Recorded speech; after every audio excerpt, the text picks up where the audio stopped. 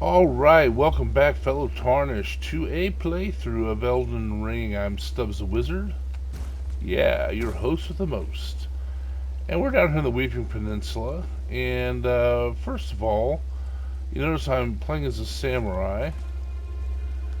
And this idea was promoted by Mindless Me, one of my buddies. Before I get into all that, let me see where I'm going this episode. I'm up here to the Callu Baptismal Church. I used to do Morne Tunnel. I will work on doing Morne Tunnel first. Anyway, the way I play things is I like role playing, and so I do kind of themed playthroughs on stuff, and I'm open for whoever wants to suggest some of the comments of a playthrough they'd like to see. Hello guys, meat is back on the menu. And I'm not saying I will do every suggestion that comes across, but by a good chance I will, especially if I find it particularly interesting. Anyway, this was a suggestion by Mindless Meat. I'm playing as a samurai, and that's what I'm doing. And this samurai, his name is Kegareta, which is actually Japanese for tarnished. And the idea is I have to play in Eastern armor and use Eastern weapons. Like I have the Yura's sword there, which is a Nakikiba, very long sword, and then a Wakizashi. The Wakizashi I have parry. See that? And so that's how I play. I have to bow to every boss. Now I realize I made a mistake with the Zamor dude that in the Everjail that did a bunch of frostbite stuff. I didn't bow to him, and I throw myself on the mercy of the court of mindless meat, because that was an oversight on my part. I was busy talking about the movie The Thing and wasn't paying attention to my bowing. This happens too. I get distracted when I talk, and I'll do things like almost get killed because I'm so interested in what I'm talking about. Anyway, that's the idea behind this character. You can't use things like poison and things like that. Now, one of the things I thought about with this armor was that samurai, they usually wore this helmet in battle. I get that, but also samurai were known to wear bandanas on their heads. There's a specific name for them. I have to look it up. I don't remember what they're called, but they generally had the rising sun on them and things like that. But what if I simulated it using this? Now we can see Kegareta's wonderful beard, and man, you can't even hardly see that.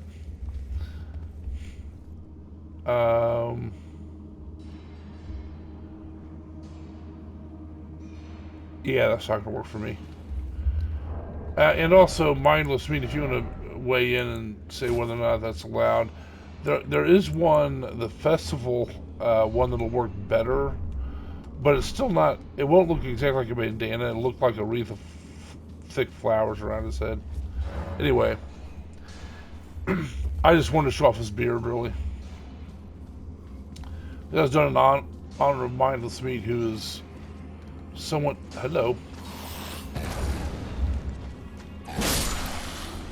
somewhat defined by his beard. I joke around to say that Mindless Meat is not mindless. Very smart guy, scientist, a chemist on the Pacific Northwest. Pretty smart. well, I think really smart in my opinion. But he has made of meat, and he just, I was gonna jump to his death. And he would be the one to tell you. In fact, he's the one who told me that he's made of meat and beard. His beard is evidently quite prominent. So there you go. And so Kegareta has a beard in honor of him.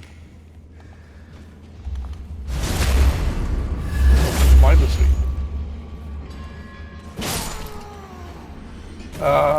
Let's see. Anything else I got to say about that? No, not really. We're part of a group called the Freetime Creators Collective. So I'll talk about it a little bit later. Freetime Creators Collective we're a group of creators of smaller channels that do gameplay videos, all sorts of different types, personalities, games. For instance, Mindless Meat, who's a part of that I mentioned, he is really good at Final Fantasy, and got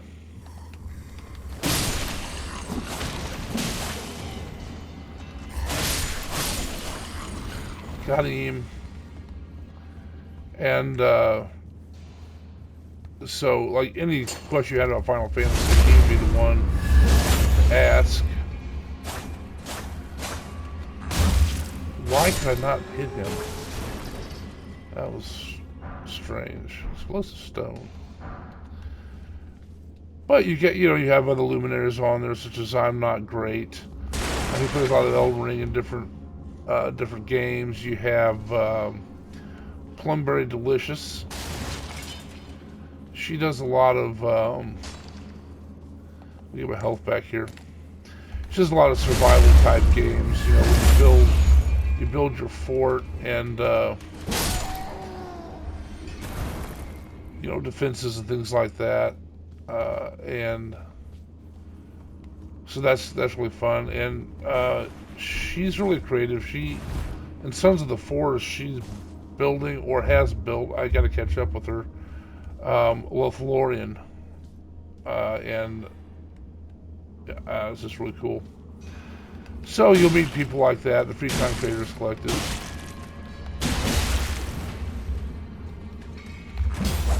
Oh, I missed. Missed again. Got him.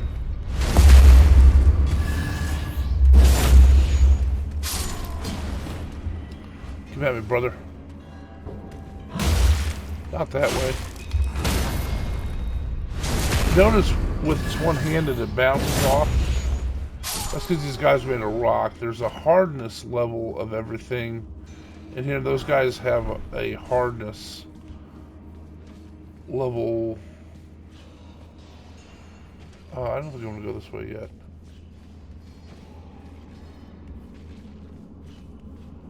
And your blade will bounce off them. Unless you're two-handed, then they don't.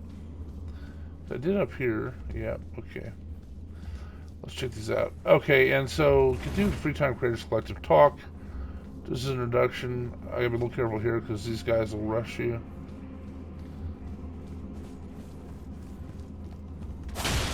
Now watch me, when I two-hand, it doesn't bounce off them anymore.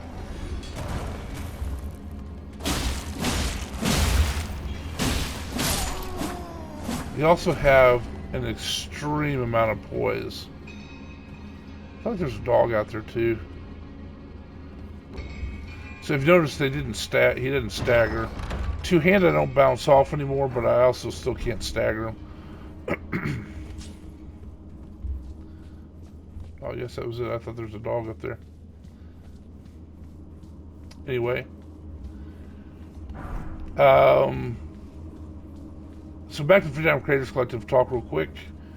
Oh, hello, sir.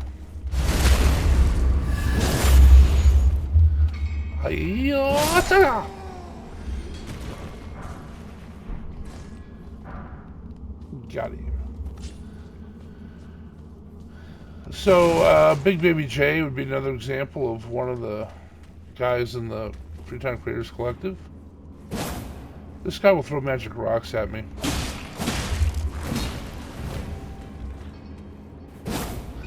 Hey, I'm gonna try guard counter. Oh, that's really effective. Big Baby J is also another one that's very good at Final Fantasy. Holly from Holly's Adventures, she's very good at it as well. Those are some examples of the personalities. Sorry about that. I had a little potential bronchitis over the weekend. Had to cough a little bit. All right, ready down here. So that's the idea of the Free-Time Creators Collective. I'll leave a link in the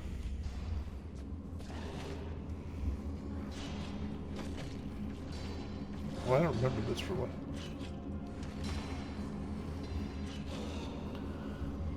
I will leave a link.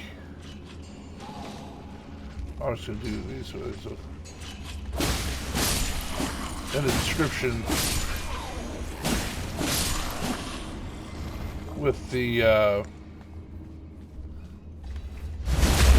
to the Discord. Sorry. Hello, sir. I see you. I acknowledge you. I did not get to critical you, though. I'll critical these other guys. Ooh, I had no coffee fit. Sorry about that.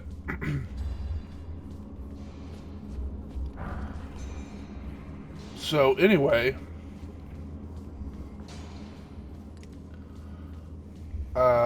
that's the idea behind the Free-Time Creators Collective. I'll leave links to the Discord as well as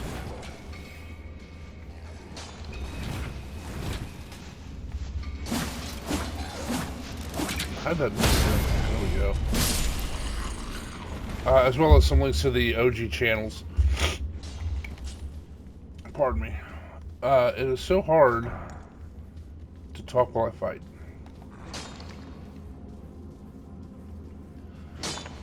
Plus, when my toes are a little scratchy, that's not fun.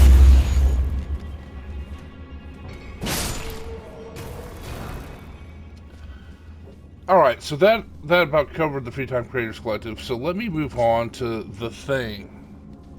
We've been discussing that of late in the last couple of videos in the comments between Mindless Meat and I. And I think Big Baby J binged in too on it. I appreciate all the comments about it.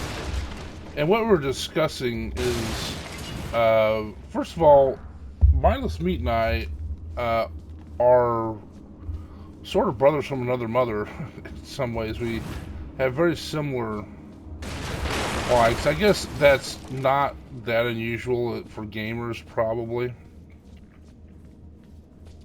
You know, and we found out we really like The Thing. John Carpenter's one of our favorites. I made a Snake Plissken joke about Kurt Russell, and of course, Mindless Meat got it. I thought it was pretty cool. Because I said Snake Plissken starred in The Thing. You know, anyway. That was funny because he was in Escape from New York, another John Carpenter film. Anyway, I didn't mean to get into all that. So, we were talking about the sequel, which Mindless Meat has the opinion it kind of ruined the ending of the main the first movie. Is that the troll in there, I wonder? I'm gonna try to talk while I fight, and death will probably be mine, so he's a jellyfish. Oh wait, this is not gonna be the troll, is it? I don't know what this is. Oh, it's him. We'll use the wolves then.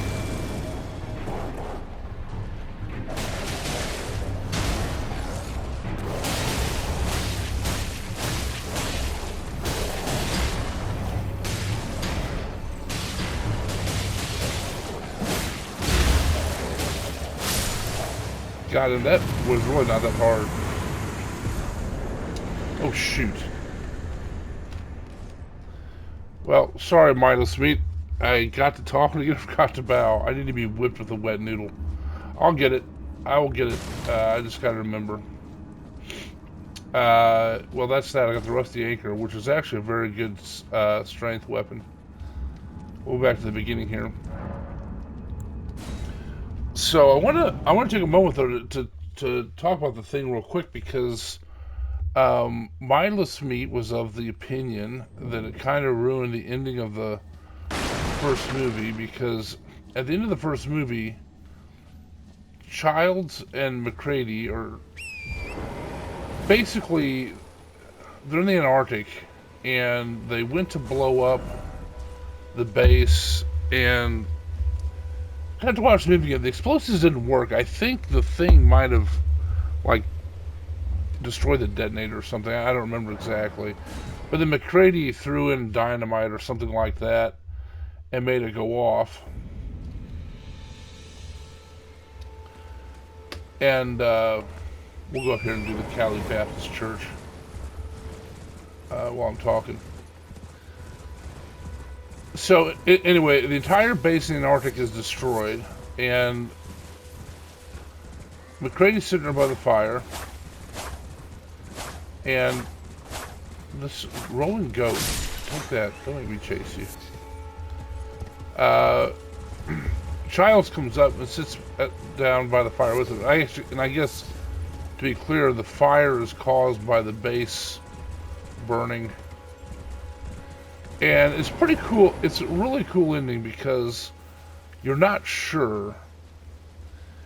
You know, you're pretty sure that McCready is not the thing, because what the thing does is it assimilates people and impersonates them. Hello, Mr. Rat.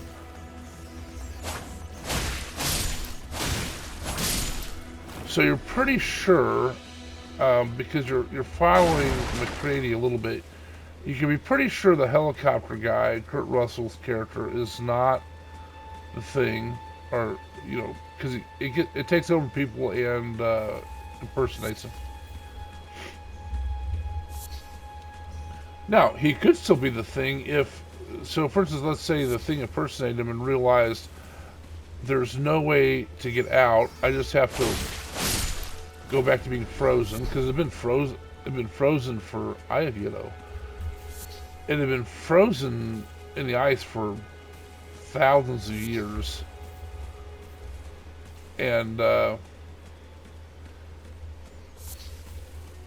it's just, so you could say, well, maybe McCready was the thing, and it just realized, well, I'm gonna have to wait again because everybody's dead that could get us out of here, because it's an alien whose ship crashed eons ago in the Antarctic. Anyway, so, but you're pretty sure McCready is not,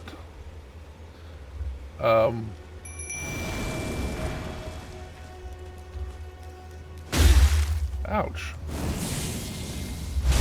Take that then. So you're pretty sure McCready is not the thing. And the thing can actually be multiple people. So at the end, McCready and Childs are sitting there at the, well, it's not a campfire, the burning base, sharing a whiskey. And they both realize, well, they're just going to die. And actually, it really doesn't matter who is or isn't the thing, right? Because they're both going to die, and they know it. So they just sit by the fire. That's how it ends, with them drinking by the fire, knowing, and you know, they freeze to death, you know, within a few hours or whatever. But the movie ends with them alive, sitting by the fire, just kind of like, well, is it? Everything's destroyed. Even if one of them is the thing, there's no way back, so You know, now the thing is you're not sure about. Well, you're less sure about Childs, right? Because McCready kind of thought he's the only person left, if I remember it correctly. Maybe that's not quite accurate. Get off her. But anyway, Childs comes up and sits by the fire with him, and McCready asks Childs, he's like, well, what happened to you? You know, he goes, well, I got lost in the storm. Which is really suspicious, right? Like, that seems a very thingish thing to say. Well, I was lost in the storm, so, you know. And, so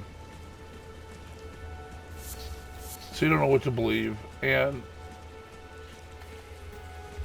you know, that was a really cool ending. John Carpenter, I should write Burroughs, John Carter of Mars. But John Carpenter did not, well, he intentionally left it ambiguous. You don't know. You don't know either one of them's a thing, both of them's a thing, neither of them's a thing. I'm stuck. It's just a pretty cool ending. And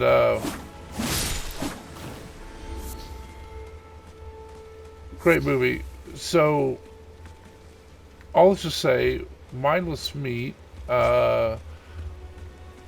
his opinion is that when the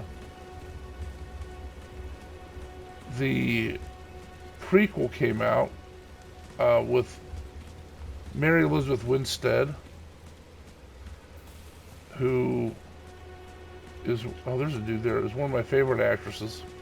I mean, great scream queen, really good actress. You know, she's been in several things. But here's Rat Haven in here.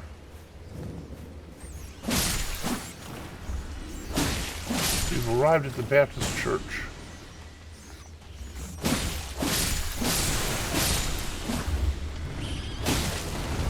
Ooh, miss me.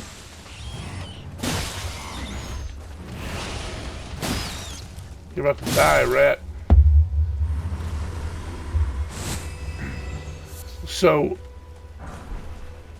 he holds that the prequel, which I thought was pretty good, and I think probably he thinks was good in terms of, I mean, it was well acted, it was a pretty good script, it didn't do anything to undo, like, the lore.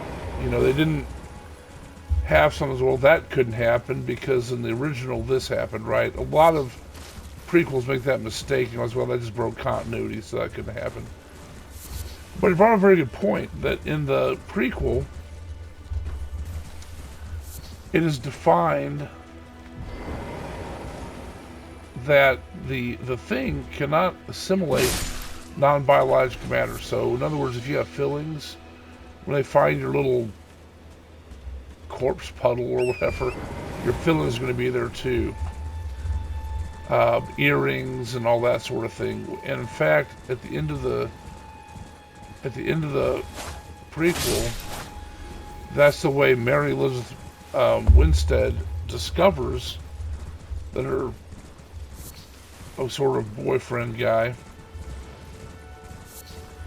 had been assimilated by the thing, was because he didn't have an earring anymore that he always wore. Oh, pardon me. So, I'm gonna have to close down after this one. I'm not ready to talk so much. So, Mindless Meat's point was that showed that Childs was not the thing, because Childs had an earring. So, and since Childs had an earring, and the thing cannot replicate non-biological matter, that basically, in his mind, that ruined the ending of the first one, where it was left intentionally ambiguous by John Carpenter. And it is a different studio, so I posited to Mindless Meat that the thing could have gone and found an earring and put it in, which I admit makes a little sense, because if someone's going to freeze to death, what would be the point? So, I take that. I think Mindless Meat has a good point. That kind of made the ending not ambiguous. In my head canon, neither of them were the thing anyway. But darn it, Mindless Meat is right, and I can admit it that he had a good analysis of it. That showed that, and that's probably the whole reason they did it with the boyfriend's earring, to subtly say that neither McCready nor Childs in the first movie were assimilated. And that does, Mindless Meat's right. That does kind of suck for the ambiguous ending. Because the ambiguous ending was just delicious. It's like, man, what's the thing? And they both given up, because the whole movie, everybody is trying to figure out how they can figure out who to trust and who not to. Because the thing perfectly replicates people. And at the end, when McCready and Childs are sitting there, they're like, yeah, we don't know who's who, and it doesn't matter now, so we'll just share a whiskey till we freeze to death. Anyway, all right, and I go ahead and click the links on the Discord and so forth for the Free Time Creators Collective. Look at some of the channels. Click on like, subscribe, comment. That'd be great. And since this has concluded our discussion of the thing, and I don't know how long this video is going to be, because I'm going to have to edit out all the coffee fits I had. But if you would, click a like on this video, subscribe to the channel would be great, and comments. I'd like to hear your opinions on the thing, or whatever you want to talk about. Any playthroughs you want to see, other movies, or whatever you want to discuss. Maybe my next one will be about Escape from New York. Maybe we'll do a John Carpenter thing. Maybe not, though. At any rate, I thank you for watching the video. And as long as you keep watching them, I'll keep making them. Thanks.